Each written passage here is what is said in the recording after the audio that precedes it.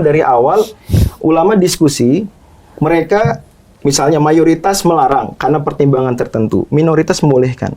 Bisa jadi suatu ketika ada perubahan variabel, perubahan kondisi. Justru yang minoritas nih ini lebih kuat ternyata melihat kenyataan. Nah, itulah kemudian. Jadi selama satu dia tidak qot'i dalam artian absolut, ulama sepakat, nah itu nggak boleh, ijma itu nggak boleh dilanggar. Berarti ada kemungkinan Muhammadiyah bisa memfatwakan boleh tahlilan juga? Tahlilan. Kalau dilihat kemungkinan, mungkin. Ada. Kenapa? Bahkan ada fatwa. Enggak gini, jadi harus kita bedakan. Ada perkara-perkara yang udah clear, crystal clear. Nah, itu jangan kita samakan dengan perkara yang memang ulama diskusi. Nah, problem kita kan kadang semua pendapat yang kita pegang ini pokoknya titik, orang lain pasti salah. Sehingga kemudian berkurang toleransi.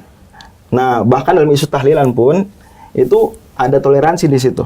Contoh, ada fatwa boleh warga Muhammadiyah itu kalau di satu daerah dia sulit lah kalau nggak tahlilan, ya, dikucilkan dan seterusnya, mudor lebih besar.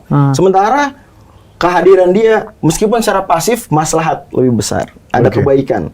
Nah, diperkenankan nggak apa-apa. Nah, kalau itu berarti atau istinbatnya atau POV-nya Muhammadiyah itu apa biasanya?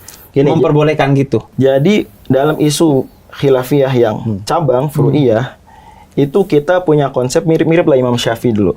Qauli shawab yahtamil khata' wa qaulu ghairi khata' yahtamil shawab. Pendapat saya benar, tapi mungkin ada keliru, pendapat yang lain keliru tapi mungkin benar. Nah, karena ada ruang diskusi tersebut sehingga ketika ada mudarat besar nih, wah kalau dia nggak join mungkin akan efek buruk lebih besar. Nggak apa-apa. Nah, itu biasa. Bahkan ulama-ulama sekelas Ibnu Taimiyah pun punya konsep seperti itu. Bahwa pendapat yang tadinya marjuh itu artinya kurang kuat dalilnya, untuk kondisi tertentu bisa jadi dia dikedepankan. Pernah dengar nggak atau lihat di video Imam Masjidil Haram kunut di Masjid Istiqlal? Ada apa? Bukannya mazhab beliau itu pendapat yang lemah untuk kunut. Nah, tapi begitulah.